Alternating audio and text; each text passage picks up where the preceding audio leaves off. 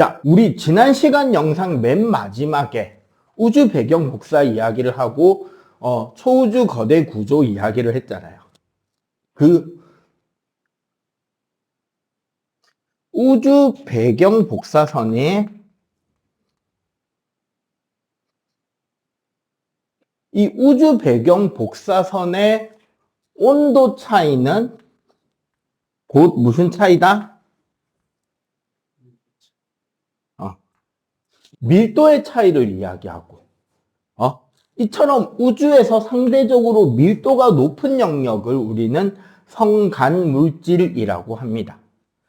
그리고 그 성간물질이 이제 현재의 기준으로 볼 때 다른 별빛을 반사해서 우리 눈에 보이게 되거나 다른 별의 에너지를 받아들여서 연소라던가 다른 형태로 에너지를 방출하는 형태로 보인다던가 뒤에서 오고 있는 성운의 빛을 가로막아서 흡수해서 보인다거나 해서 우리 눈에 보이는 것을 우리는 성운이라 그래. 응? 자, 그래서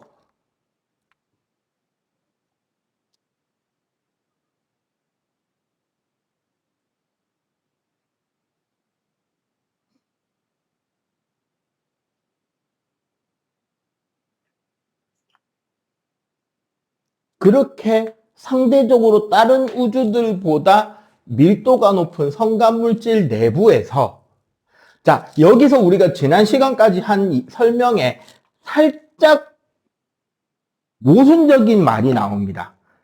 어떤 곳에서 온도가 낮고 밀도가 높은 곳.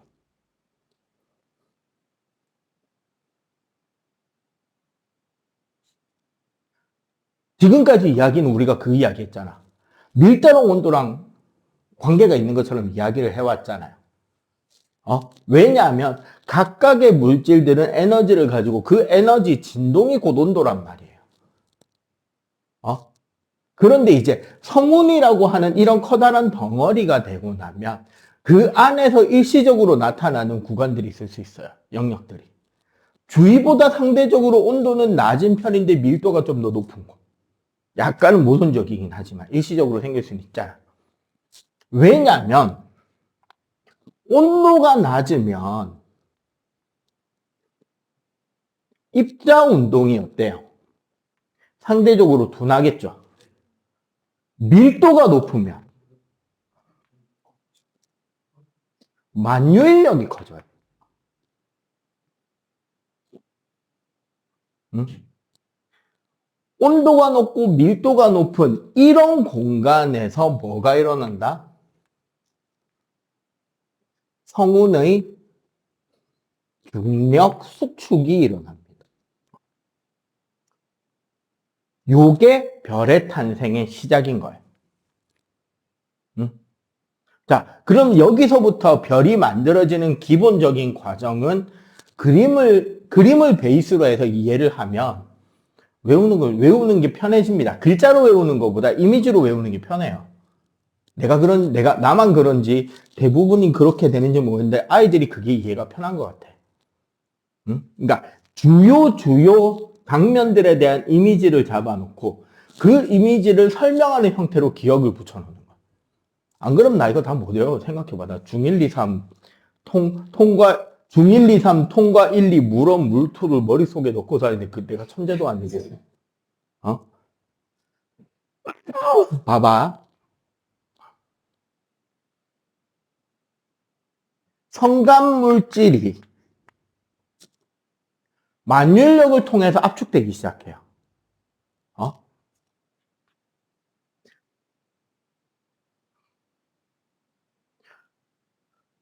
중력 수축이 일어납니다.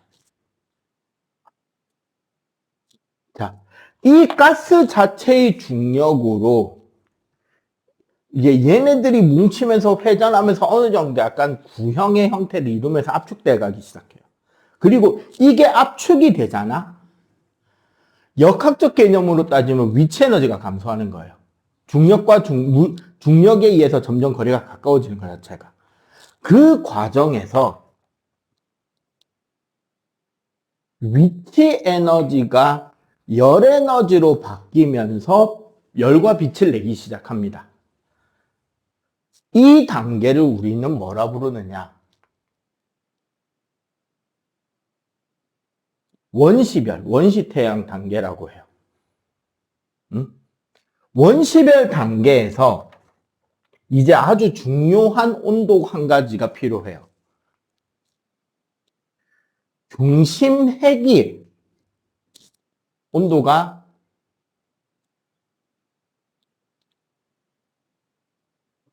1000만 켈빈, 10의 7승 켈빈이 다다르면 뭐가 가능해지느냐? 4개의 수소가 다시 뭐로? 헬륨으로 변하면서 뭐를 내놓기 시작한다? 에너지를 내놓습니다. 이 과정을 우리는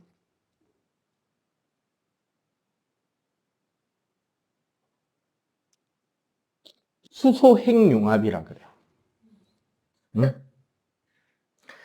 중요한 건 이 과정에서 원래대로 따지면 봐봐. 양성자보다 중성자가 조금 더 무거웠잖아요. 지난 시간에 언급할 때. 그러면 수소 원자 핵 4개면 양성자 4개잖아. 헬륨 원자 핵 하나는 일반적으로 양성자 2개, 중성자 2개잖아요. 그럼 원래 누가 무거워야 돼? 수소, 네? 수소 4개는 양성자 4개고, 헬륨 핵은 양성자 2에 중성자 2이라고. 그냥 우리가 생각하기에는 헬륨이 더 무거운 게 맞잖아. 근데 실제로 비교를 하면 약 1%가량 수소 4개가 무거워요. 즉, 수소 4개가 헬륨으로 가는 과정에서 뭐가? 질량의 감소가 일어납니다. 질량 결손이 일어나요. 약 0.7%에서 1%가량의 질량 손실이 생기고 그 손실된 질량의 광속의 제곱을 곱한 만큼의 크기로 네, 에너지의 변화, 에너지 방출이 일어나는 거예요. 이 에너지 방출이 이해가 되고 이 공식이 우리 소위 말하는 아인슈타인의 질량 에너지 등가 원리라고 하는 식이래요. 요 이야기할 때 보통 그러잖아. 질량 1g이 소멸하면 석탄 3000톤의 에너지가 발생한다고. 원자폭탄도 이런 에너지를 쓰는 거예요. 물론 원자폭탄은 핵 분열이고 얘는 핵 융합이지만 어쨌거나 질량이 손실되면서 나오는 에너지가 발생하기 시작해요. 그럼 어떻게 되느냐 봐봐. 별이 있어. 이 별은 여전히 뭐는 일어나고 있다? 그치. 중력 수축은 여전히 일어나고 있지만 중심부에서 핵융합을 통해서 방출되는 에너지가 수축되는 만큼 팽창하려는 에너지를 만들어내줘요. 그러면 이때부터 별의 크기는 어떻게 된다? 일정하게 유지가 됩니다.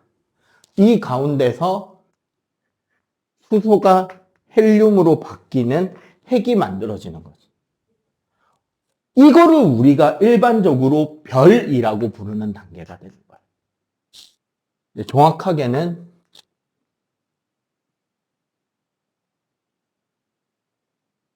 주계열성이라고 합니다. 지금 우리 태양이 여기에 속해 있는 거예요. 물론 이 주계열성에도 되게 재밌는 특징이 있습니다. 질량이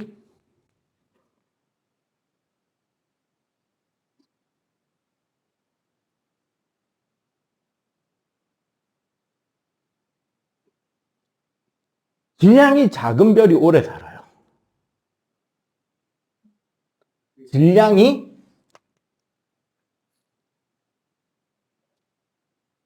클수록 수명이 어떻게 되느냐? 짧아집니다.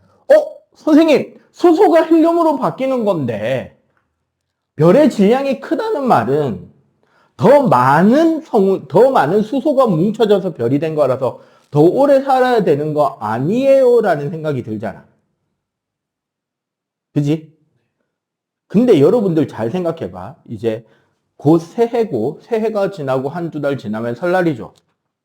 여러분들 평소에 받는 용돈으로 한 달 버티기 하지. 뭐 일주일 용돈이면 일주일 버티고 한 달 용돈이면 한 달을 버티잖아.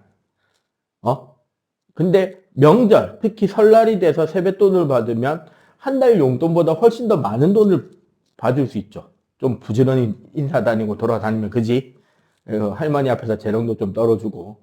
할머니 이제 고등학교 가는데 올해가 대목입니다, 여러분들은. 올해랑 나중에 대학 가는 두 번이 큰 대목입니다. 근데 문제는 그렇게 해서 큰 돈이 들어오면 한 세 달치 용돈을 받았다 쳐. 그 세뱃돈 받은 게 세 달치 가, 보름도 못 가. 그렇죠. 우리에게는 플렉스 정신이 남아있죠. 그 지름신이 오셔서 내가 가진 게 많다 보니 거하게 지르게 되죠. 그래서 거의 이제 쪽박 한 2주 만에 쪽박 차고 엄마한테 네 세뱃돈 받은 거 다 어쨌어? 어쩌기는 다 썼지. 선생님이 군대 갔다 와서 이제 교회에서 필리핀에 이제 일주일짜리 선교여행을 갔었는데 진짜 그 플렉스족의 끝판대장을 보고 왔어요. 필리핀이 되게 빈부격차가 우리나라 그 이상으로 심해. 오죽하면 시내버스 기사가 버스 타고 돌다가 갑자기 차 세우고 로또 사러 뛰갑니다. 복권 사러 뛰어가, 파워볼 사러.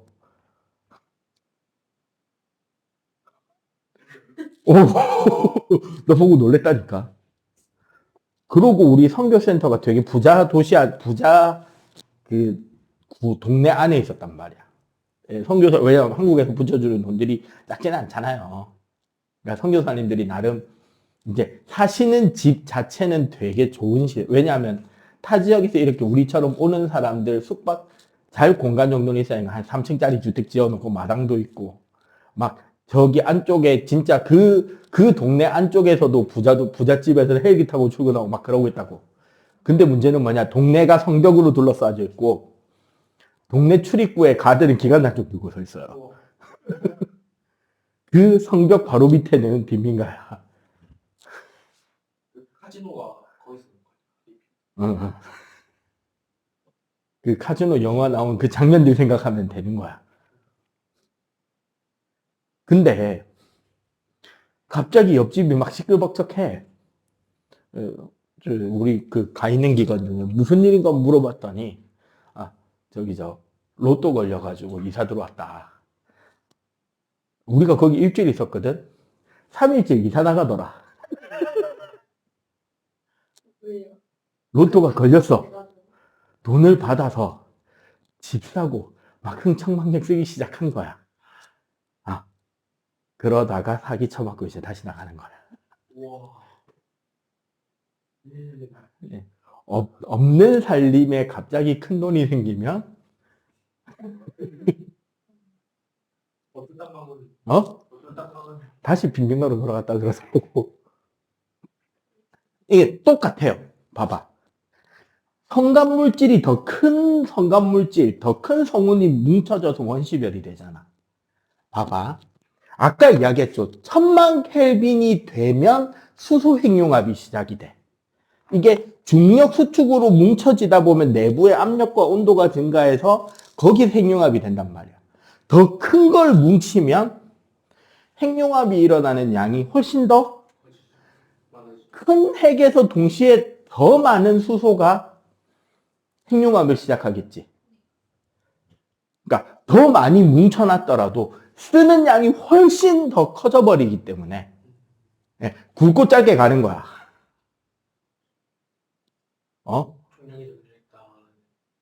질량이 커진 것보다 한 번에 쓰는 씀씀이가 더 커져 버리니까.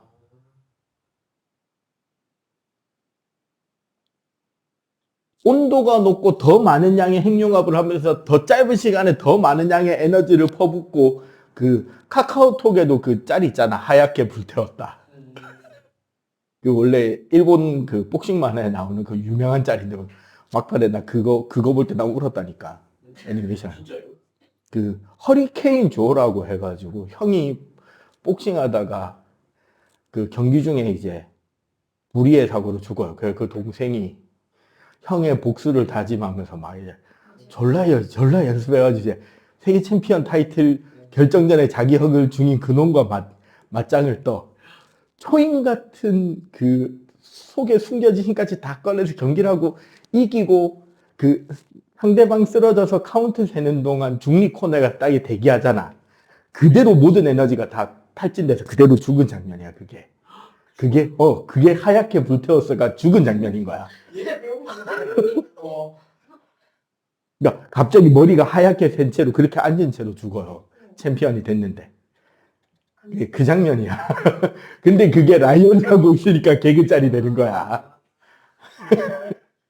그게 라이언이 하고 앉아있으니까 개그짤이 되는 거지, 막. 만화나 그런 데서 썰렁한 개그 들었을 때 보여주는 짤로 오마주해서 쓰니까. 원래 그 장면이에요. 그러니까 너무 많은 에너지를 퍼부어 버려야 되니까 굵고 짧게 가는 거고. 그러면 크기가 작은 별이면 작은 별일수록 한 번에 핵융합하는 양이 적은 거야. 그러니까 가늘고 길게 사는 별이 되는 거지. 그런데 이거 그럼 무조건 작을수록 오래 사냐? 아니에요. 여기에 한계가 있어. 원시별에서 태양 질량의 10분의 1 미만이면 10,000 켈빈에 못 가요. 그만큼 질량이 안 돼. 그렇지. 압축해봐야 이 온도가 안 되면 핵융합이 안 되는 거야. 이러면은 여기서 갈색외성이라는 별이 돼서 그냥 죽어요. 사실 목성이 조금 더 컸으면 요 길이었어요. 목성은 갈색외성조차 안 된 크기라서 여기서 끝. 여기도 못 간 거고. 태양 정도 사이즈면 한 100억 년에서 120억 년 정도 수명을 예상하고, 일반적으로 볼 때. 그럼 다른 베텔기우스나 이런 큰 별들 걔 죽은 거예요. 이미 걔는 거성 단계 넘어간 애야. 이 단계 끝난 애야. 죽었어요. 이제 주계열성이 별의 수명의 가장 긴 시간을 가지거든요, 일반적으로. 베텔기우스는 요거 끝난 뒤 단계입니다. 적색거성, 초거성 단계로 간 거예요, 이미. 그래서 주계열성이 되면 어떻게 된다? 크기가 유지되고, 일반적으로 우리가 별이라고 하는 수명에서 긴 시간을 유지하는 단계가 이 주계열성 단계가 됩니다. 그리고 주계열성이 되면서 별의 중심부에서는 헬륨이 만들어지기 시작하고, 수소에서 헬륨으로의 원소 단계가 증가하기 시작하죠. 이렇게 해서 보통 별은 짧게는 수억 년에서 길게는 뭐 100억 년, 200억 년 정도까지 그렇게 삽니다. 오케이? 응? 예. 자, 그러면 일단 요거 여기 빨리 메모해 봐봐. 이제 단계당 이제 별이 어떻게 죽는지 이제 장례 치러줘야지. 자, 요거 빨리 메모 필기 보내줘야죠. 네. 자, 이렇게 해서 주계열성이 끝나잖아요. 자, 여기서 우리가 착각하면 안 되는 거. 홍학과학이나 대부분의 과학책에서 길이 다른 길이라고 설명이 돼. 사실 다른 길이 아니야. 무슨 일이 일어나냐면, 자, 봐봐. 주계열성의 끝이면 핵 부근에 있는 모든 수소가 뭐로 바뀐 상태? 헬륨이 되고 바깥쪽에 수소가 있는 상태겠죠. 수소 핵융합이 끝나면 이때부터 무슨 일이 일어나느냐? 헬륨 핵이 중력 수축을 시작합니다. 핵 부분이. 이제 핵 반응이 끝났으니까 에너지 방출이 안 일어나잖아. 그러면 핵이 수축이 되고 얘가 수축되면서 뭐가 나온다? 열이 나오겠죠. 원시별 때처럼. 응? 그리고 그 열 때문에 이 바깥쪽에 있는 수소가스층이 밖으로 밀려나요. 그러면서 별이 커집니다. 그 과정에서 자, 이 중심 핵의 온도가 1억 켈빈이 되면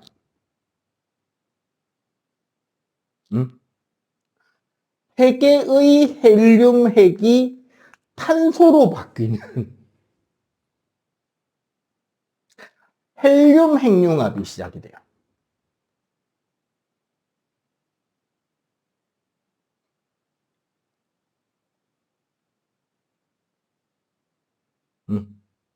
이러면서 봐봐. 중심에 무슨 핵이 생긴다?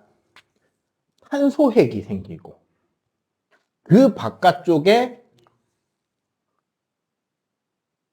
헬륨층이 남고 더 바깥쪽에 부풀어 오른 무슨 그치 수소가스층이 생기는 거지. 사실 여기서 좀 더 디테일하게 들어가면 헬륨과 수소 경계선에서는 4개의 수소가 일부 헬륨으로 바뀌는 반응이 일어나기도 합니다. 온도가 되니까요. 이러면서 별이 어떻게 확 부풀어 오른단 말이야. 이 단계를 우리는 적색 거성이라 그래. 이렇게 부푸는 그 그래서 부풀어 오르다 보니까 바깥쪽의 표면 온도가 내려가기 때문에 별이 붉은색이 돼요. 별의 색깔은 표면 온도가 결정하는 거거든. 3000 켈빈 정도까지 떨어지면 빨간색 가시광선을 방출한단 말이야. 근데 왜 저희가 이렇게 보면 왜 노란색이? 그 별의 온도가 7000에서 8000 켈빈이면 노란색 별이에요. 물론 그거는 대기 성분에 의한 산란이나 색깔 변화들에 고려해서 우리가 맨눈으로 보는 건 변한 거예요, 사실은. 하늘을 보면 흰별, 노란별, 빨간별, 사실은 약간 파르스름한 별까지 다 있어. 파란색 별이 온도가 제일 높은 거야. 파랗게 나오면 30,000 켈빈 이상. 청백색이 15,000 켈빈에서 20,000 켈빈. 저기 요즘에 이제 하늘 보면 그 제일 밝은 별 큰 개 자리에 시리우스 있잖아요. 걔가 표면 온도가 10,000 켈빈입니다. 흰색이거든. 왜 가까이 가면 사라지는? 그렇죠. 증발한 뒤에 사라지겠죠. 온도가 높아서. 한데 뭐 다 해? 거의 그게 다. 이건 밝아서 하얀색으로 보이는 거야, 실제로는. 그리고 우리 지구 대비의 먼지나 수증기 등등으로 이제 실제 별 색깔하고 조금 다른 거예요. 자, 요렇게 해서 적색 거성이 되잖아? 그러면은 나중에 탄소핵이 원래 다시 또 뭐를 해야 돼? 이 반응이 끝나면은. 탄소핵이 중력 수축으로 핵융합하면서 원래는 산소 만들고. 이 뒤부터는 원래는 탄소가 산소 만들고 나트륨 만들고 나트륨이나 마그네슘 만들고 얘네들이 규소 만들고 최종적으로는 철핵까지 만들게 돼야 돼요. 근데 문제는 탄소에서 산소 넘어갈 때 중심 핵의 온도가 30,000 켈빈이 필요하단 말이야. 그러면 어떻게 되느냐? 태양 정도 사이즈면 여기서 끝나요. 탄소를 압축해도 3억 켈빈이 뭐 안 되는 거야, 다시. 양이 안 되는 거야. 그치, 양이 안 되는 거야. 그러면 봐봐. 태양 정도 되는 별은 적색 거성을 거쳐서 그 다음 핵융합 반응을 제대로 일으키지 못하니까 고작 해야 탄소, 산소 핵에서 끝나는 거야. 응? 탄소, 산소 요 정도 선에서 끝나면 적색 거성에서 끝나고 그러면 이 바깥의 가스층은 방출되겠죠. 중심에는 그럼 뭐가 남는데? 탄소. 그게 다이아몬드거든. 석탄 덩어리가 남는 게 아니야. 얘 지금 고밀도잖아. 그래서 다이아 비싼 거구나. 만들 수가 없어서. 아니, 지금도 만들 수 있어요. 지금 만들어. 3만 켈빈 이상의 온도 압력은 기계적으로 가해도 되니까요. 이게 만들잖아. 크게 만드는 게 어려워서 그런 거야. 다이아몬드 결정 자체는 만들어요. 야, 오죽하면, 야, 저기 한 2,000원만 주면 다이소에 가도 파는데. 그것도 진짜 다이아예요. 인조 다이아. 팔아요. 한 2,000원 주면 한 10,000개, 한 2만 개 정도 살 수 있을걸? 네. 근데 인조 다이아는 좀 비쌀 때는 아니, 써요. 공업용으로. 샌드페이퍼라고. 모래 종이? 사포. 아. 그게 다이아예요? 네, 거기에 인조 다이아 섞여서 발라놓는 거예요. 아, 단단하니까. 그치. 단단하니까 다른 거 다 긁을 수 있잖아. 괜히 그 사포에 다이아몬드 그림이 그려져 있는 게 아니라고. 근데 인조 다이아랑 실제 다이아 같아요? 정확하게 구조를 만들면 사실은 구별 안 되죠. 그래서 오히려 여러분들 다이아몬드 있잖아. 네. 세계에서 이제 전 세계에서 가장 비싼 다이아몬드 1, 2위가 영국 왕실에 있습니다. 영국 왕이 들고 다니는 왕권의 상징인 지팡이 끝에 박혀 있는 게 세계에서 제일 비싼 거. 2등이 영국 왕실 황제가 쓰는 왕관 가운데 박혀 있는 거. 둘 다 블루 다이아몬드 계열이거든요. 그거 불순물 때문에 색깔 바뀐 거예요. 원래 무색이야지. 다이아몬드 순수하게 탄소로만 되면은 무색 투명한 다이아가 나와야 되는데 거기에 다른 금속성 원소가 섞이면 섞인 금속성 원소의 이온가 색깔 때문에 미세한 다른 색깔이 섞이는 거야. 핑크색이라던가 살짝 붉은색이라던가 살짝 푸른색이라던가. 그럼 뭐 레드 다이아몬드, 핑크 다이아몬드 이런 거 그냥 다 불순을 섞인 거네. 네. 거의 그게 자연계에서 절묘하게 섞인 채로 결정화돼서 추출이 되는 거기 때문에 그게 고가의 가치를 가지는 거예요. 크랙 없이. 근데 지금은 그렇게 보석으로 쓸만한 큰 덩어리를 만드는 단계는 아직은 안 되기 때문에 이제 고작 연마제 이런 걸로 쓰는 거지. 그래서 태양 정도가 되면 이 가운데 다이아몬드 핵이 뭐가 되느냐? 백색 외성이 되고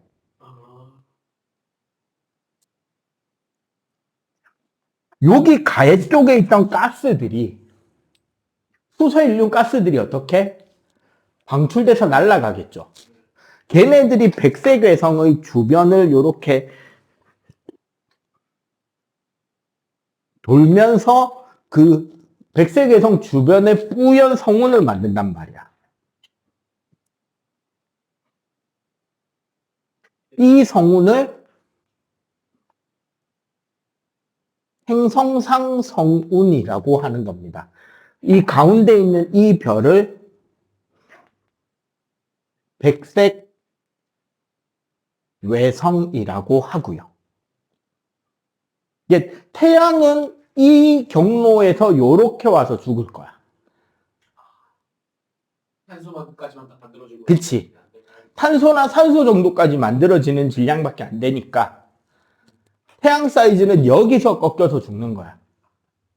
그리고 여기서 철해까지 가려면 질량이 태양의 최소 10배 정도가 되면 철핵까지 만들 수 있어요. 그럼 봐봐.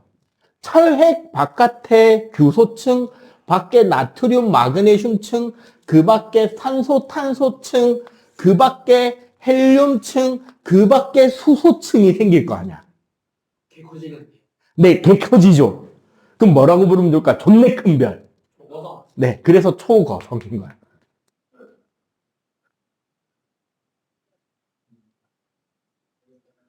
이름 자체가 그거야. 그래서 한자 공부를 잘하면 유리해. 초거성 무슨 뜻이야? 존내 큰 별. 근데 이거 봐봐. 우리 여기서 적색거성 되는 과정도 요 적색거성 되는 과정을 바탕으로 초거성을 이해하면 되게 빠른 이해가 돼. 잘 봐봐. 중심핵은 중력 수축으로 압축이 되면서 온도가 올라가서 그 다음 핵융합 반응이 일어나죠. 그 열 에너지로 바깥층은 팽창해 나가잖아. 그럼 이 별의 내부 구조는 쫀쫀하고 치밀한 조직일까요? 너덜너덜해진 조직이 될까요? 그지? 근데 그게 몇 번 일어난 거야? 5번? 5번에서 7번, 8번 존나 많이 됐잖아. 그럼 이 별은 내부가 안정적일까요? 불안할까요? 초고성이 되면. 그치, 불안한 별이 되지. 그래서 초고성은 구조 자체가 불안정해집니다. 그리고 분명한 게 뭐냐면 철 이상의 원소는 만들 수가 없어요. 핵융합으로는. 아니, 무슨 문제가 있냐면요. 요거는 원래 통과에서 나오는 이야기는 아니에요. 이제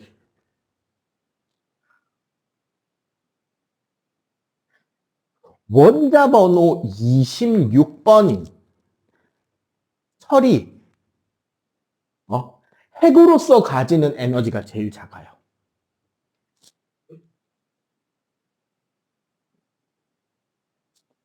혈핵이 가장 안정된 구조라는 거예요. 핵 자체가. 즉, 봐봐. 수소부터 철까지는 핵융합하면서 에너지 방출이 일어납니다. 질량이 줄면서. 근데 철부터 우라늄 쪽으로는 에너지가 늘어요. 그 핵융합을 시키려면 에너지가 방출이 나오는 게 아니라 오히려 에너지를 흡수시켜야 핵융합이 가능한 거야. 대신에 우라늄에서 철 쪽으로는 분열을 할 때 에너지 방출이 가능한 거지. 우리 보통 그 이야기 하잖아. 주기율표에서 18쪽 원자들이 안정한 이유는 전자 배치가 가장 안정된 구조라서 18쪽이 안정하고, 그래서 원자들이 이온이 될 때는 안정된 구조가 되기 위해서 금속은 전자를 버리고 비금속은 전자를 얻어온다 그랬잖아. 네, 옥텟 규칙, 8전자 규칙을 말하는 거예요. 그거는 전자 배치로서 안정된 걸 말하는 거고, 원자 핵으로서 가장 안정된 원소는 철인 거야. 그래서 별의 내부에서, 자, 요거 글자를 잘 봐야 돼. 별의 내부에서 만들 수 있는 마지막 원소는 철입니다. 그게 한계치인 거네. 네. 그리고 요 뒤에 추가적인 반응이 일어나야 되는데, 자, 요렇게 되면 내부가 불안정해지잖아. 네. 그럼 이때부터 그 허블이 발견한 그 별로 갑니다. 병광성이요.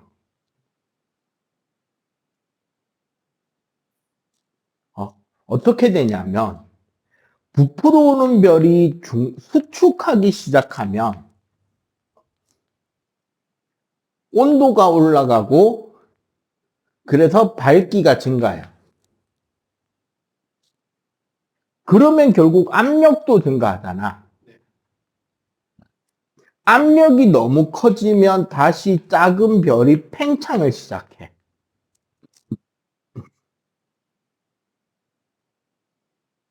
팽창하기 시작하면 팽창하는데 에너지를 써야 되잖아.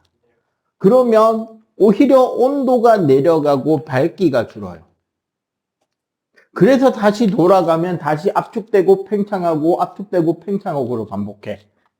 근데 이 압축 팽창이 반복되는 이 리듬이 그 별의 절대 밝기랑 관련이 있다는 걸 바탕으로 허블이 그 안드로메다 외부 은하의 거리를 잰 거였는데, 이게 계속 왔다 갔다를 균일하게 하는 게 아니라 점점 심하게 흔들리기 시작해요. 시간이 지날수록 흔들리는 폭이 커지는 거야. 그래서 임계점에 다다르면 가장 많이 압축된 순간 엄청난 초고온, 초고압의 상태가 되겠지. 그 순간 뻥 터지는 거야. 못 버틸 때. 그렇지. 그 별로서 버티는 한계점에 이르렀을 때 뻥 터집니다, 별이. 이게 초신성이 돼요. 그리고 이 초신성으로 뻥 터지는 순간 뭐가 일어나느냐? 원자번호 26번 철부터 시작해서 92번 우라늄까지 터지는 순간 자연계에 존재하는 마지막 원소인 우라늄까지 나머지 무거운 원소들을 핵융합으로 만들어낼 수 있게 되는 거예요. 엄청난 고온 고압 상황이기 때문에. 저거 말고 더 있지 않나요? 난 다른 쪽도 이상한 거. 원자번호 93번 넵투늄, 94번 플루토늄 그 뒤에 것들은요. 인공원소입니다. 인간이 만든 거예요. 인간이 만들어낸 합성원소예요. 핵융합으로. 그럼 저까지가 잘 모르는. 자연계에서 우라늄까지밖에 발견 안 됐어요. 아직까지는. 적어도 아직까지는. 있을 수 있다. 모르죠, 그거는. 우리 인간은 고작해야 태양계에서 화성까지밖에 못 가본 속속들인데요. 적어도 아직까지는. 자, 그렇게 해서 초신성으로 뻥 터지잖아. 그럼 이 순간의 에너지 때문에 철로 이루어져 있던 핵은 더 고밀도로 압축이 돼버려요. 이게 초신성을 거치면서 원래는 중성자별이 됩니다. 별 전체의 밀도가 원자 핵과 같아져요. 밀도가 원자니까 같았어. 네.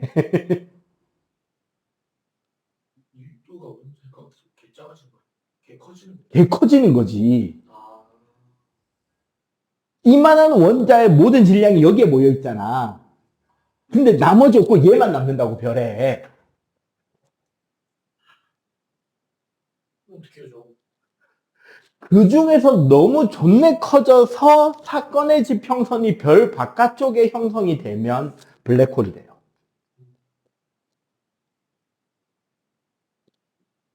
블랙홀이 모든 것과는 관계돼요. 네, 중력이 크기 때문에 그 별에서 빠져나오는 속도의 광속 이상이 필요해서 블랙홀이라고 하는 거예요. 못 빠져나와요. 네, 그 못 빠져나오는 마지막 선이 선생님이 좋아하는 가수의 그 노래 제목이죠. 유나. 사건의 지평선. 영어로는 이벤트 호라이즌. 그걸 넘을 수 없어요. 그 안쪽 공간이 블랙홀인 거야. 그러니까 우리가 나중에 이제 여러분들이 뭐 계속 물리를 공부해 갈지 안 갈지 모르겠는데 이제 그 일반 상대성 이론에서는 만유인력을 어떻게 설명하냐면 블랙홀을 설명하려면 사실은 상대성 이론의 일반 이론을 겉핥기만 해도 되거든. 중력을 어떻게 표현하냐면요. 상대성 이론에서는 우주 공간을 하나의 트램폴린으로 생각하면 돼요. 트램폴린, 퐁퐁, 덤블링, 그 키즈 카페에 있는 그거. 방방이. 이게 동네마다 이름이 다르죠. 방방이, 팡팡이, 봉봉이, 덤블링.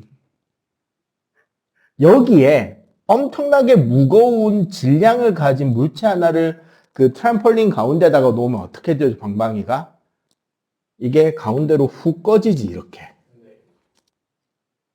맞지? 중력을 가지고 있는, 질량을 가지고 있는 물체를 공간에 놔두면 그 중력에 의해 공간이 왜곡된다라는 설명이 일반 상대성이야. 그러면 여기에 또 다른 작은 물체를 놓으면 얘는 질량이 작으니까 그 질량만큼만 왜곡이 일어나겠죠. 근데 이게 졸라 무거운 물체 옆에 이렇게 작은 질량의 왜곡이 있으면 얘는 여기서 대굴대굴 굴러 떨어질 거 아니야. 이게 중력이라고 해석하는 거야. 그럼 얘가 안 떨어지려면 일정한 스피드로 돌면 안 떨어져도 되겠죠.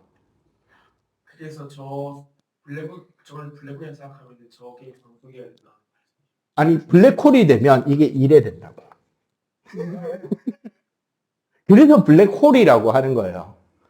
구멍이 있는 게 아니고 이론적으로 공간 왜곡이 거의 그러고 보통 우리가 탈출 속도라고 하는 거 있잖아. 그게 무슨 소리냐면 요거를 일종의 위치 에너지적 관점으로 해석을 하잖아.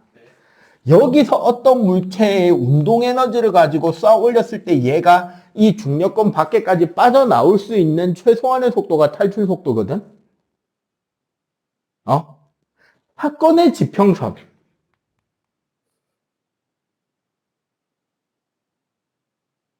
사건의 지평선에서는 그 탈출하는 데 필요한 속력이 광속이에요. 그럼 저걸 끝내면 아무거나 해버려요. 이 내부에선 지금 탈출하는 데 필요한 속도는 많이 더 근데 광속보다 더 빠른 속도는 존재할 수 없단 말이야.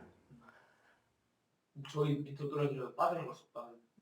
이제 그거를 일반적인 블랙홀 이론에선 빠져나갈 수 없다가 되는 거고, 이걸 이제 자기 이름이 제대로 안 불리고, 선생님 어릴 때 몇 년 못 살고 죽을지도 모른다던 그 천재, 슈테픈 호킹 박사는,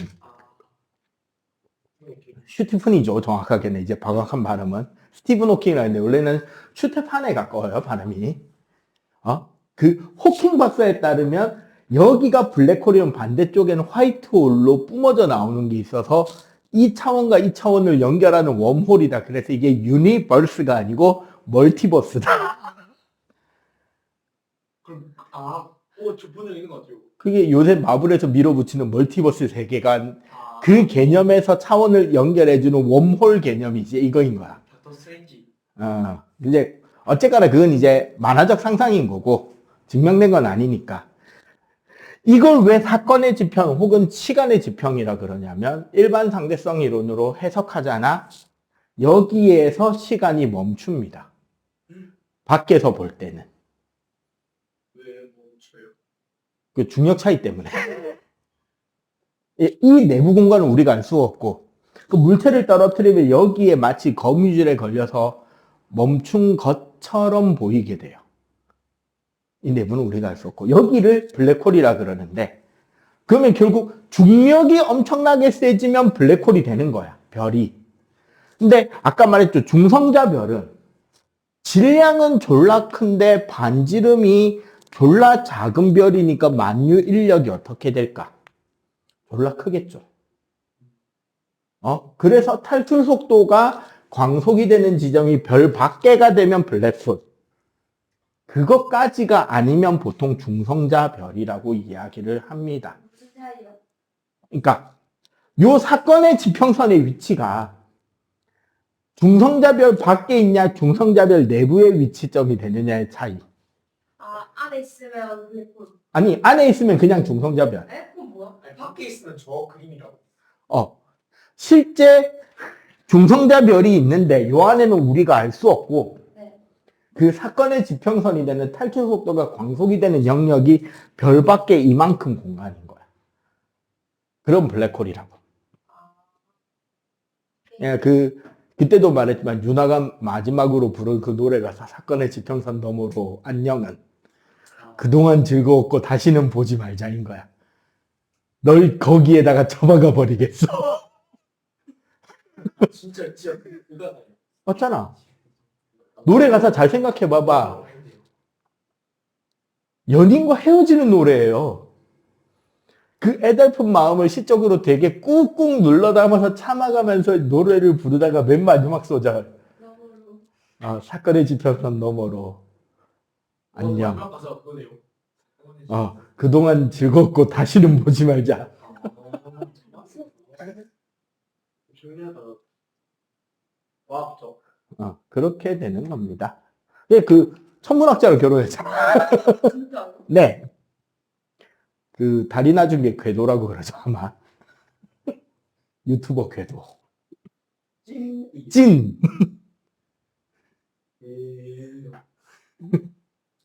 그 이번에 자기 벌어들인 소득에서 그 과학이나 이런 쪽에 공부 계속 하고 싶은 사람들 장학금으로 1년에 1억씩 계속 후원하기로 약정했던데. 네. 그래서 윤하 개인 유튜브 보면 전부 다 어디 과학 박물관, 과학 전시회 구경 다니는 브이로그만 가득하잖아. 사람들 그때 눈치깠지. 이 처자 분명 이쪽에서 데이트 중인 거다. 천문학자는 나라에서 채용하는 대학교 연구진 확률도 있고, 어디 천문연구원 같은 연구회 소속일 수도 있고. 근데 어쨌거나 이렇게 뻥 터지잖아요. 이러면 이 초신성의 이 터진 그 잔해가 우리 눈에 보이기도 합니다. 대표적인 게 개성운이라고. 그 번개 모양으로 지지직 돼 있는 그런 사진들이 보여요. 네, 형님. 저기 있네. 저기 46쪽 위에 사진 봐봐. 46쪽 위에 사진. 네, 저게 초신성 잔해입니다. 참고로 조선왕조실록에도 기록돼 있습니다. 예. 하늘에서 엄청난 굉음이 들려왔고 객성이라 그래서 저 초신성 저 빛이 대낮에도 관측이 되었다라는 기록이 남아 있습니다. 조선왕조실록에요. 그리고 외국에서는 그 조선왕조실록에 있는 초신성 관측 그 기록을 어마어마하게 놀랍게 바라보고 있습니다. 천문학계 쪽에서는. 우리나라 조선왕조실록은 얼마나 기록에 미친 민족이냐면 그 태종대왕의 아버지 이방원 태종 그러니까 이제 이성계가 쿠데타로 고려를 패망시키고 나라를 세웠잖아.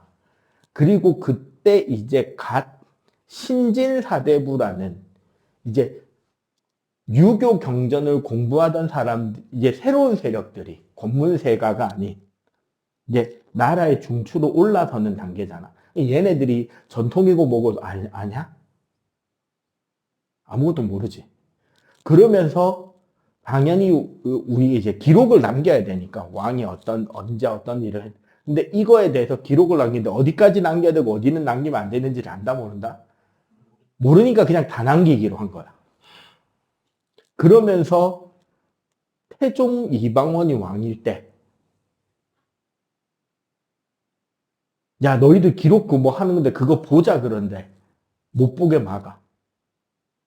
만약에 보자고 하시면 그걸 기록하는 우리들이 왕께서 보시는 거를 겁내서 제대로 기록을 못 할 수 있다. 그래서 그 왕의 기록은 못 보게.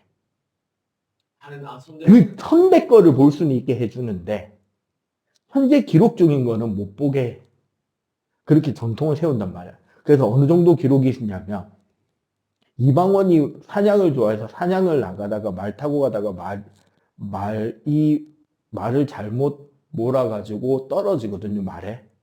근데 등 돌아봐서 쪽팔릴 거 아니야, 지도. 막 돌아봤는데 아무도 없겠지 하는데 그 수풀 속에 숨어서 몇 년, 몇 월, 며칠 태종께서 어디로 사냥을 가셨는데 몇 시경 말에서 떨어지셨다. 야, 씨발, 너 그거 빨리 안 지워? 근데 그것까지 뭐다 그지. 왕께서 기록 사관원을 그 몰래 숨어서 따라간 사관원을 보시고는 이 기록 빨리 빨리 안 지워라고까지 명하셨는데 그것도 기록했다. 그랬는데 하늘에서 굉음이 들리고 어느 방향에서 어떤 모양으로 되게 밝은 별이 대낮에 나타나서 어쩌고 저쩌고 그 기록까지 상세하게 다 적혀 있는 거야.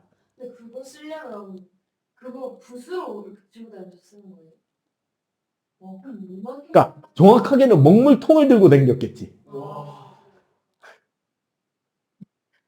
진짜 그런 시시콜콜한 것까지 기록이 다 돼 있는 게 조선왕조실록이야. 그러니까 기록상의 신뢰도를 높게 쳐주는 거죠.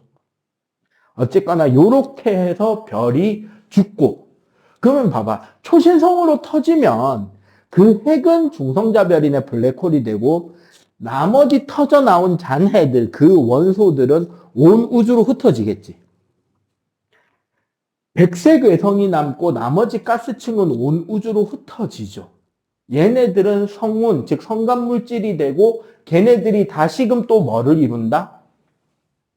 별이 되는 거죠. 그래서 빙빙 돌게 된다. 네. 해서 기본적인 별의 일생 과정을 배웠고요. 이제 47쪽에서 우리 태양계가 어떻게 만들어졌고 지구가 어떻게 만들어졌고 그리고 사실 이 과정을 공부하면 여러분들이 중학교 2학년 때 지구형 행성, 목성형 행성에서 구별해서 배웠던 성질들 있잖아. 왜 그렇게 되는지까지 배울 수 있거든요. 오늘 거기까지 아마 배워질 것 같습니다.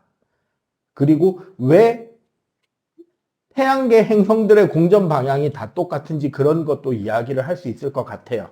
자, 일단 지금 46쪽 빨리 한번 풀어봐봐.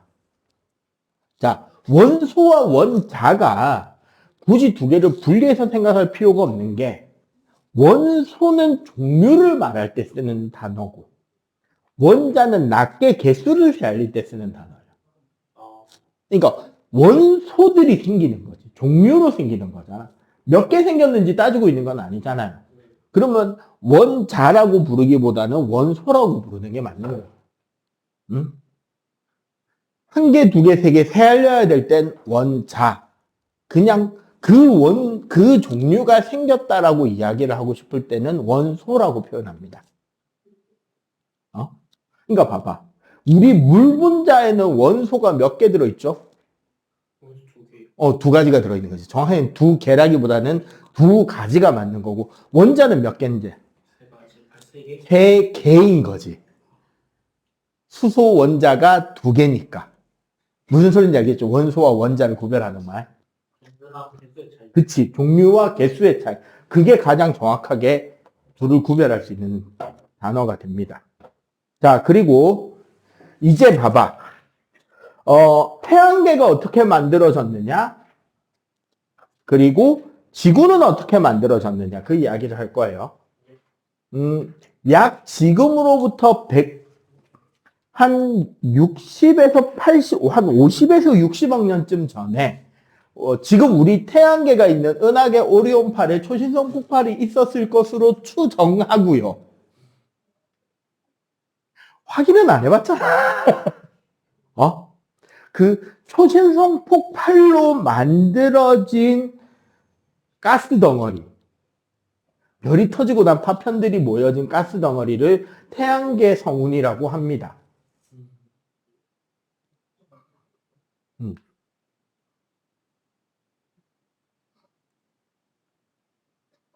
자, 태양계 성운이 중력 수축을 해서 만들어지는 원시별이 뭐다? 원시태양이 되겠죠. 근데 성운 전체가 완벽하게 태양으로만 다 만들어지는 게 아니고 일종의 자이로 효과로 태양으로 뭉쳐지지 않은 남은 성운의 원소들, 물질들이 있을 거 아니야. 가스들이 가장 안정된 곳에 모여서 궤도 운동을 시작합니다. 그게 어디냐면 원시태양의 적도면에 원반을 만들면서 돌아요. 그래서 이 원시태양도 안정된 구조를 위해서 발전을 하고요. 이 원반 구조도 그에 따라서 뭐를 한다? 공전을 시작합니다. 그래서 사실 여기서부터 출발하기 때문에 태양계 행성들의 공전 방향은 전부 다 서에서 동이에요. 다 같은 방향으로 공전해. 서에서 동으로 이렇게 반시계 방향으로 돌고 있는 거예요. 전부 다. 자, 문제는 이렇게 원반으로 도는 과정에서 원시태양은 계속 이제 점점점 진화를 해 갈 거고 이 원반 내에서도 또 어떻게 상대적으로 밀도가 크고 질량이 큰 덩어리들을 중심으로 자기네들끼리 만일력으로 뭉쳐지기 시작하겠지. 이 단계를 우리는 원시별과 원반이라고 하고요. 이 단계에서 진화가 되면 여전히 아직 원시태양이긴 한데 이 원반 형태로 돌던 녀석들이 그 중에서 좀 더 무거운 놈들을 중심으로 만유력으로 지네들끼리끼리 뭐 하기 시작한다. 다시 뭉치기 시작합니다. 그러면 어떻게 되느냐? 여기에 미행성체의 고리로 진화가 시작이 돼요. 그냥 원반처럼 돌다가 이제 조금 돌고 있는 구역들이 나눠지기 시작하는 거야.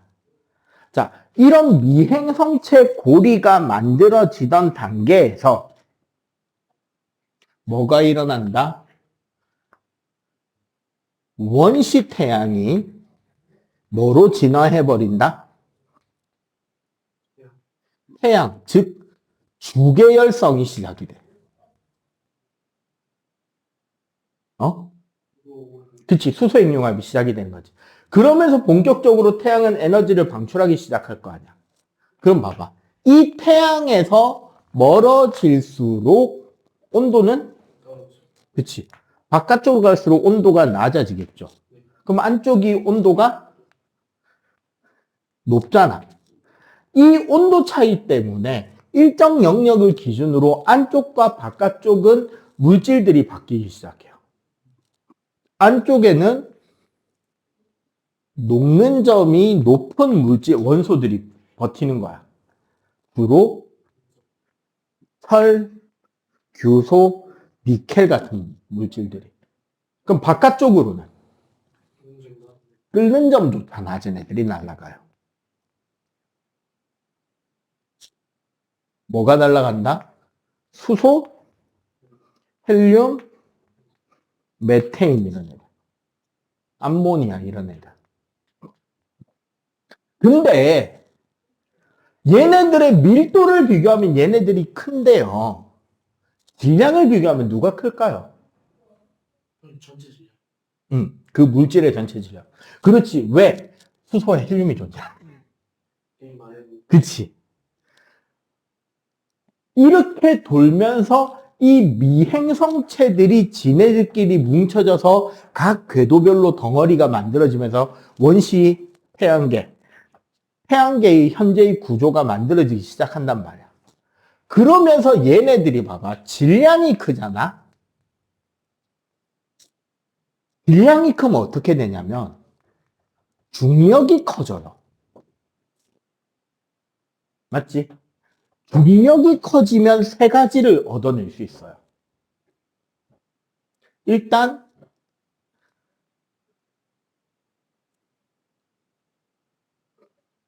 대기를 이루는 원소가 가벼운 대기가 됩니다. 대기 성분의 기체가 탈출 속도 때문에.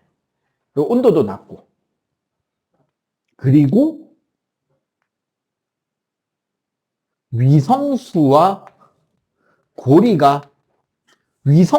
많아지고 고리도 가질 수 있게 돼요. 저게 다 가진 게 목성이. 목성, 토성, 천왕성, 해왕성입니다. 근데 육도층에 다 고리가 있어요. 네. 해왕성도요. 네. 얇아서 우리가 못 볼 뿐이에요. 그러면 그 반대로 이쪽 애들은 총 질량이 작잖아. 그래서 중력이 약하고 그렇기 때문에 무거운 이산화탄소 대기가 주입니다. 물론 지구는 질소가 돼요. 지구는 화성이나 금성보다 질량이 조금 더 크니까 조금 더 가벼운 질소까지 잡아놓을 수 있었는데 화성이나 금성은 지구보다 질량이 작기 때문에 질소조차도 못 잡아놓고 있는 거야. 그래서 이산화탄소 대기가 돼요. 그리고 위성수가 없거나 매우 적고요. 당연히 얘네들은 고리도 가질 수 없죠. 중력이 약하니까요. 이해가 돼요? 대신에 얘네들은 암석을 중심으로 한 고체 행성이란 말이야. 그러니까 이 전체가 밀도가 대부분 다 높은 편이 되고, 일동가 뭐. 전체적으로 별 전체가 큰 덩어리인 거야. 그에 비해 얘네들은 별은 되게 큰데, 실제 질량은 중심 핵, 작은 핵에만 밀도가 질량이 집중되어 있어. 그래서 밀도가 낮다. 나머지는 이제 액체나, 여기는 이제 액체나 가스 상태로 되어 있는 거고. 이 차이가 뭐를 이루냐면, 가군동량 보존 법칙, 각가속도, 관성 모멘트 보통 이렇게 부르는데 역학 쪽에서는 질량이 전체적으로 흩어져 있으면 회전시키기가 어려워요. 질량이 중심축에만 모여 있으면 회전이 졸라 쉽게 돼.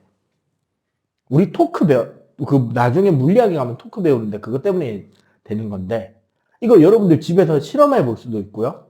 아니면 옛날 우리가 봤던 스포츠 유명 장면을 떠올려도 돼요. 옛날 김연아 피겨 스케이팅 할 때, 맨 마지막 엔딩 장면 직전에 팔 벌리고 다리 벌리고 요렇게 돌 때가 빨리 돌아, 마지막에 딱 멈추기 전에 팔 오므렸을 때가 빨리 돌아. 질량이 가운데 회전 중심축으로 몰리면 도는 스피드가 증가한다고. 질량이 흩어져 있으면 상대적으로 덜 빠르게 돈단 말이야. 아니요. 관성 모먼트 때문에. 회전 관성 모먼트라는 게 있는데, 질량, 반지름, 속력 세 가지의 곱이 일정해야 돼. 그러니까 집에 의자 이렇게 빙빙빙 돌 수 있잖아, 요즘에. 양손에 사전을 들고 팔을 벌리고 의자를 돌릴 때 돌아가는 속도와 이렇게 돌을 알아갈 때 이 사전을 홈으로 딱 앉잖아. 갑자기 확 빨라진다.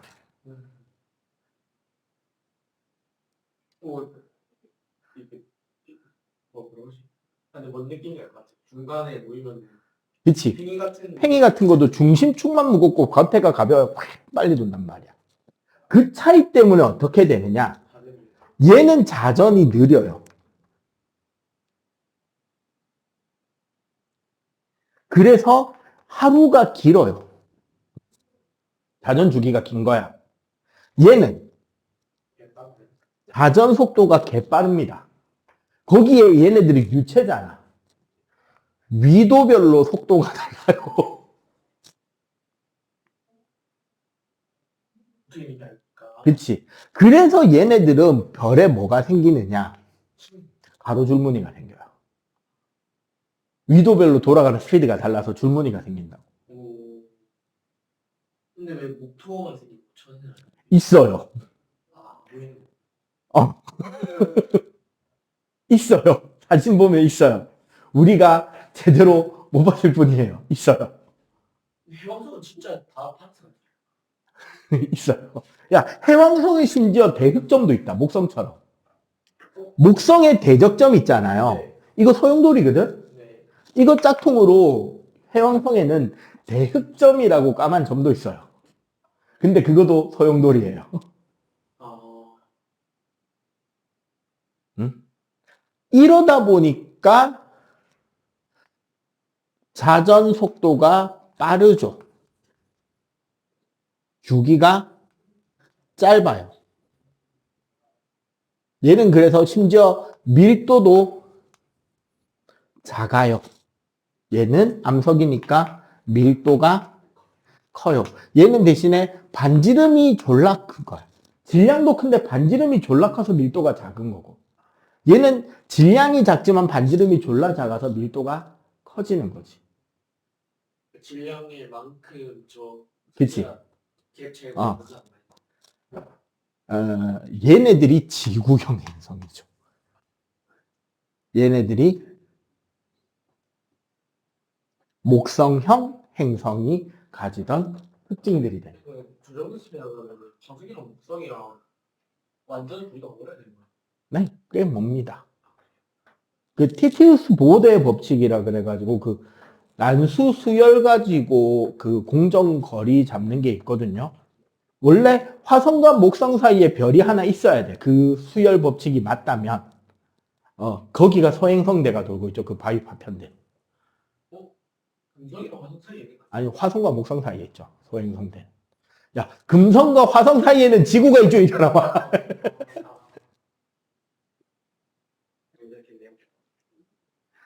자, 요렇게 해서 지구형과 목성형 행성의 차이가 만들어지는 거고. 나 이거 그래서 중학교 애들 내신 시험 칠 때 이렇게 설명해줘요. 이거 아니면 그냥 통으로 외우라잖아. 근데 우리 중학교 때 지구형성, 목성형성 성질 구별하는 거 있잖아요. 이렇게 설명해 주는 게 훨씬 이해가 낫죠. 그냥 통으로 외워라는 것보다. 안 외워도 이거 그치. 왜 그렇게 되는지를 내가 늘 강조하는 왜 그렇게 되는지를 제대로 설명을 들을 수만 있으면 논리적으로 안 외워도 추론해서 답을 끌어낼 수 있단 말이야. 문제 푸는데 공부 어느 정도 하는 애들은 문제가 시간이 부족해서 못 푸는 건 수능 전까지 연습해서 올리는 거 말고는 시간을 남는단 말이에요. 실제로 학교 시험 쳐보면. 기억이 안 나서 문제 풀다 꼬여서 막혀서 시간을 먹히는 거지. 그러니까 추론할 수 있는 방법들을 제대로 잡아주면 까먹어도 끼워 넣을 수 있잖아. 요렇게 해서 뭐가 만들어진다? 태양계가 현재의 모습이 만들어진 거고요. 이제 48쪽 오늘 마지막 설명 되겠네요. 지구는 어떻게 만들어졌는가? 자, 일단 요거 빨리 정리 마저 하고. 자, 지구가 만들어지는 과정에서 제일 중요한 건 뭐냐면 명칭들도 명칭인데 우리 지구계의 각 권역들이 있잖아. 직권, 수권, 기권. 누가 먼저 만들어지는지 잘 보셔야 돼요. 기권? 의외로 기권이 먼저 나와요. 맨 마지막에 나오는 게 수권이에요.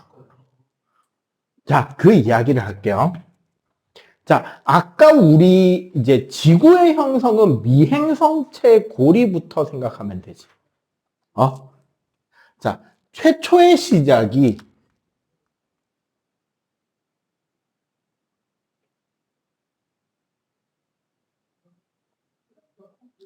미행성체 충돌입니다. 실제로 지금 우리가 미행성체라고 부를 수 있는 거는 소행성들 정도로 생각하면 되는데, 화성을 돌고 있는 위성 2개가 사실은 소행성대에서 뜯겨온 겁니다. 그래서 화성의 위성은 동그랗지가 않아요. 그 불량감정 모여갖고 물퉁물퉁 이렇게 생겼습니다. 예. 쉽게 말하면 요런 바위 덩어리들이 중력으로 지네들끼리 뭉쳐지기 시작하는 거야. 대충. 만율력으로. 그리고 얘네들이 계속 충돌하는 그 충돌 에너지로 인해서 내부의 온도가 상승하기 시작하겠죠. 그 충돌열 플러스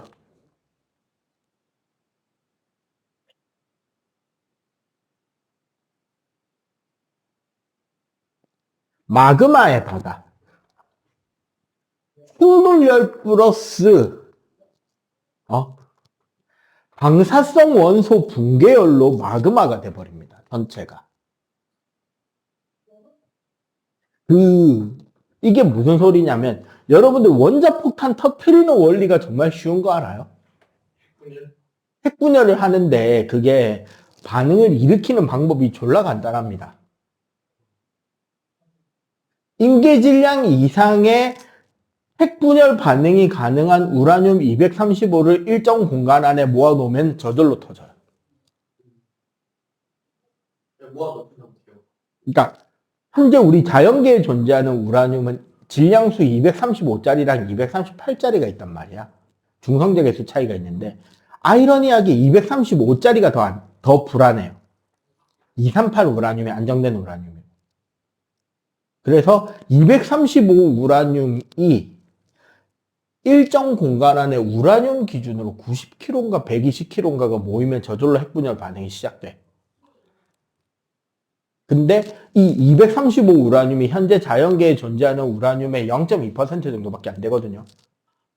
그러니까 얘를 90% 이상으로 농도를 끌어올려서 120kg를 한 덩어리에 모아놓으면 저절로 터진다고.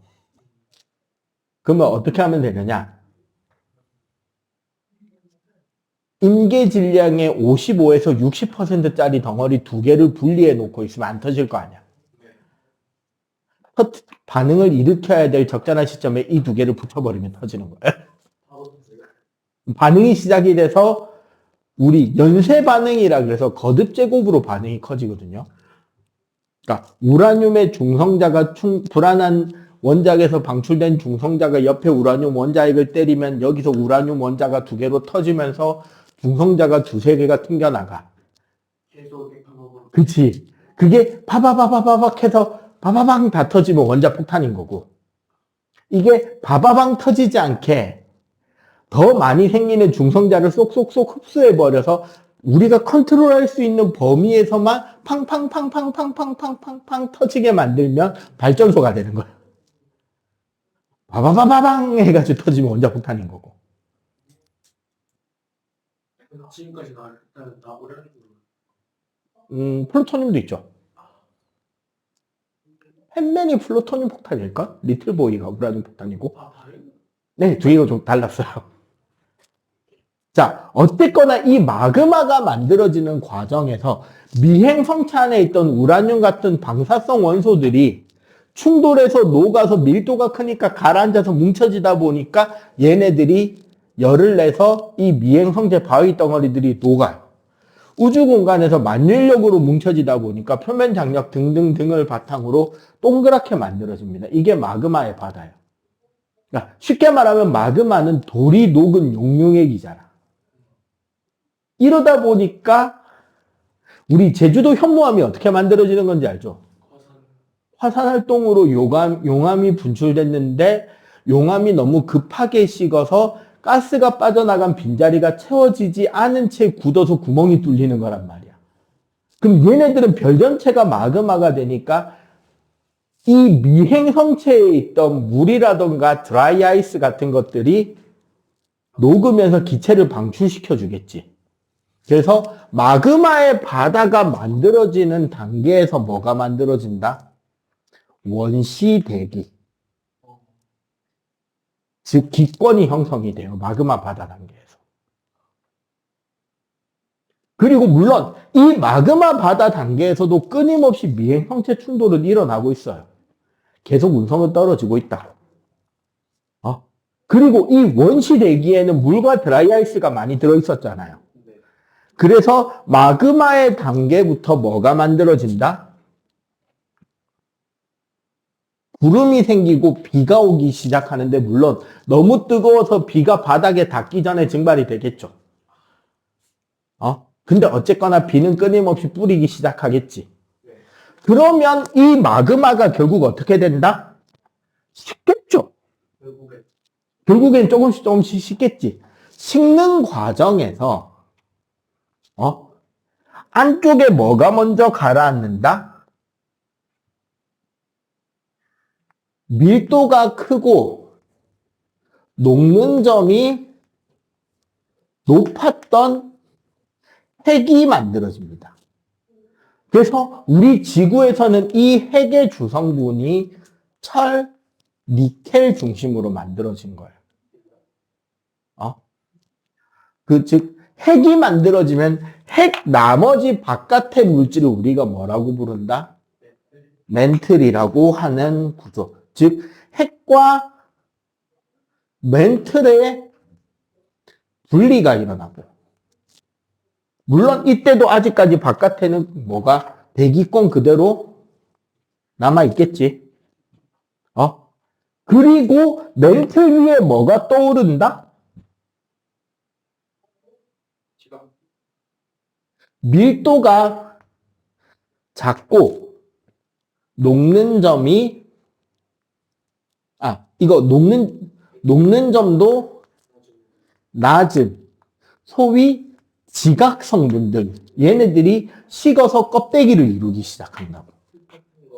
네, 모래 흙이 생기는 거죠. 유리지 같은 거. 얘네들이 원시 지각을 만들고, 지각이 형성된 뒤에 뭐가 만들어진다? 지각의 낮은 곳에 빗물이 고이겠죠. 얘가 뭐다? 바다죠. 그러면 대기에 있던 H2O가 밑으로 내려오고. 네. 그러면 그 H2O가 이 핵성체에서 그치. 이 미행성체는 얼음이나 드라이아이스 성분들이 어느 정도씩은 들어있단 말이야. 우리 해성 같은 것도 물, 얼음과 드라이아이스 얘네들로 뭉쳐져 있는 것들이 한 말이야. 근데 걔네들이 충돌하고 빠져나오고 하면서 대기가 되고 지각이 만들어진 뒤에 지각의 낮은 곳에 고여서 바다가 된 거예요. 그러면 최초의 바닷물은 짜다 안 짜다? 사실 이때까지만 해도 아직은 안 짰어요. 자신게 그 뒤에 지각을 구성하고 있는 각종 금속성 원소들 중에서 나트륨이라든가 마그네슘이라든가 이런 금속성 원소들이 물의 이온으로 녹아나가고 아직 내부는 엄청 뜨거울 거 아니야. 그래서 맨틀에서 터지는 화산들에 의해서 황산가스나 질산가스, 염소가스들이 공급이 된 거야, 물에. 그게 실제로 영화들이 네, 그래서 염화나트륨이 만들어지는 거야. 그 물 속에, 설마 바다 속에 맷돌이 이때부터 돌아가진 않았을 거 아니야. 그지?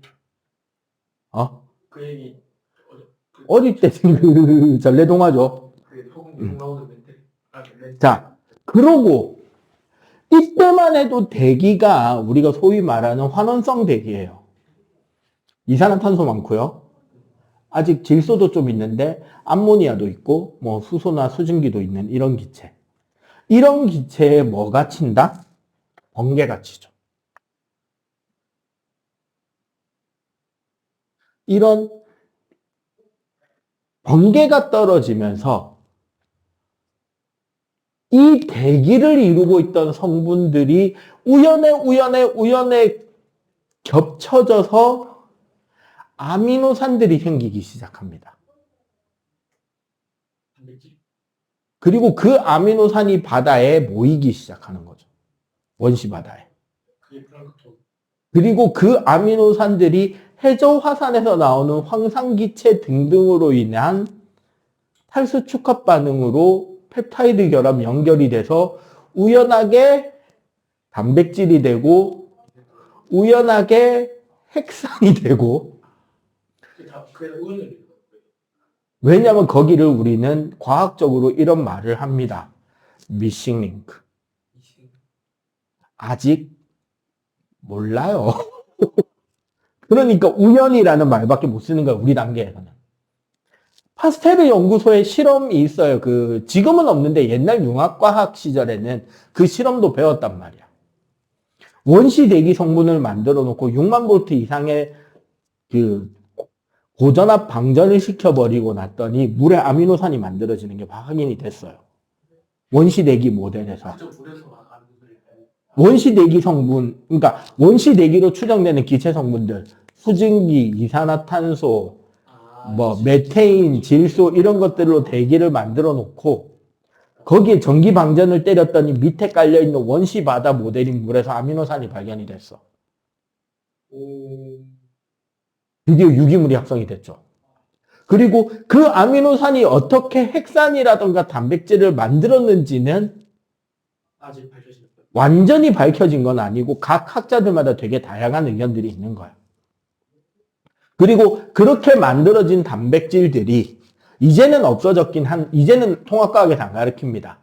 쿼세르베이트라든가 마이크로스피어라고 하는 네가 나중에 생물학 전공을 하게 되면은 세포 발생학에서 배우긴 할 거예요. 이런 구조들이 이런 단백질 덩어리로 된 물질체들이 물을 세포막 삼아서 초반에는 인지질 세포막이 아니라 물을 세포막 삼아서 선택적 물질 교환을 시작하면서 세포로서의 진화가 시작이 돼요. 그게 어떻게 원핵 생물이 되었는지도 아직은 미싱링크. 현재로서는 그냥 우리가 통합과학 레벨에서 설명하려면 우연이다라는 게 가장 적합한 설명이긴 해. 어쨌거나 그렇게 해서 최초의 생명체가 만들어지고 이 생명체가 너무 유기물, 그러니까 생각해봐. 내가 최초의 세포로 뿅 하고 태어났는데 미생물로 주변에 바닷물이 전부 다 사실 그거죠. 분식집에 제육덮밥 시키면 딸려오는 계란국 국물이 되는 거지. 아미노산 국물이잖아. 미온 국물이라고 쉽게 말하면. 그래서 그거 마시면서 흥청망청 살아도 되잖아. 내가 에너지를 만들까요? 말 거야. 주변에 전부 다 먹을 수 있는 국물인데. 그러니까 유기물량이 너무 떨어지고 이산화탄소가 너무 늘었단 말이에요. 그러니까 그 다음 생물은 뭐 해야 돼? 아, 씨발, 이대로 있으면 좆되겠는데 라고 생각한 어떤 미생물들이 이산화탄소를 바탕으로 유기물 합성을 시작합니다. 유해식물. 남조류죠. 광합성 박테리아가 태어나고, 이 광합성 박테리아가 처음에는 이산화황으로 광합성하다가 나중에는 물 가지고 광합성을 시작해요. 물 가지고 광합성하다 보니까 산물에 산소가 생기기 시작하는 거야. 그러니까 그 다음에 어떤 박테리아는 산소를 바탕으로 하는 유기호흡을 통해서 더 많은 에너지를 생산할 수 있게 진화해요. 이게 유기호흡 박테리아야. 이 꼬라지를 보고 있던 원래부터 있던 대형 박테리아는 이 광합성 박테리아와 유기호흡 박테리아를 자신의 세포내 소기관으로 흡수하면서 각각의 세포막 분리가 시작됩니다. 그때부터 이제 그게 이제 진핵생물이라고 부르는 단계가 되는 거예요. 원생생물에서 원핵생물, 원시핵에서 진핵생물로 넘어오면서 광합성 하던 박테리아가 세포내 소기관이 된 게 엽록체. 유기호흡 박테리아가 세포내 소기관으로 진화한 게 마이토콘드리아예요. 그래서 걔네들은 세포막과 똑같은 인지질 이중막으로 별도 포장돼 있어. 왜? DNA 섞이면 안 되니까. 그때부터 이제 계속 이렇게 진화. 그치. 그때부터 각 환경이나 주어진 조건이나 그런 거 등등에 맞춰서 다양한 진화로 종의 분화가 돼서 지금까지 온 게 지금의 한 지구인 거야. 자, 그럼 요 과정에서 봐봐. 우리 사람을 구성하는 원소들은 뭐가 있죠? 사람 몸을 구성하는 원소. 물. 원소. 원소. 사람을 구성하는 원소 중에 제일 비율이 높은 거는 산소입니다. 제일 많은 게 산소예요. 그 다음에 탄소, 수소, 질소, 인, 칼슘 이런 순서예요. 뭐 철분. 우리 사람을 구성하는 원소를 생각해보면 수소나 헬륨 말고 다양한 원소들로 구성되어 있죠. 우리 뼈를 구성하는 칼슘이 있고 혈액의 적혈구의 주성분인 헤모글로빈의 성분인 철분도 있죠. 세포의 핵에 꼭 필요한 원소인 인도 있을 것이고 우리 단백질이나 이런 거 만들 때 필요하죠. 그 외에 철분, 칼슘, 나트륨, 칼륨, 다양한 원소들이 존재하는데 결국 우리 몸을 이루는 원소들은 누가 만들어준 거죠? 오늘 수업 내용의 마무리 멘트입니다. 우리 몸을 구성하는 원소는 누가 만들어줬죠? 빅뱅. 별이 만들어줬죠. 빅뱅으로 만들어진 원소는 수소, 헬륨밖에 없잖아. 아. 별이 계속 생겨가면서. 그치? 이거 조심해야 되는 게 별의 내부에서 만들 수 있는 원소는 헬륨부터 처리해요.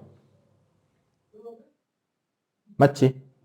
별의 진화 과정에서 만들 수 있는 원소는 헬륨부터 우라늄입니다. 내가 어떤 원소를 신경 써서 빼고 있다는 게 느껴지냐? 수소는 빅뱅 때밖에 못 만들어요. 그러면은 소를 살릴 수도 있어요. 헬륨으로 다 이걸 끝나면. 지금 우리 우주가 약 140억 년 정도 됐잖아요. 네. 현재 우주의 성분은요. 수소 74%에 헬륨 24%입니다. 아직 개 많이 남았다. 100 몇십억 년 동안 별이 진화를 했고 무거운 원소가 만들어졌고 그 결과 우리 같은 생명체가 살고 있지만 우리는 1% 미만 퍼센트 안에 속해 있는 물질들밖에 안 돼요. 우주 전체를 따지면. 그런 거 없지 않아요? 네. 하찮은 인간의 지식과 시간적 관념으로 우주를 논하는 멍청한 짓을 하지 맙시다. 아직 존나 남았다.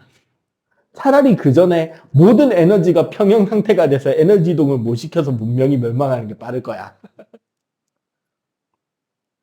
자, 결국 우리는 그래서 아마 오늘 다큐멘터리 마지막 멘트일 거예요. 별의 자손입니다.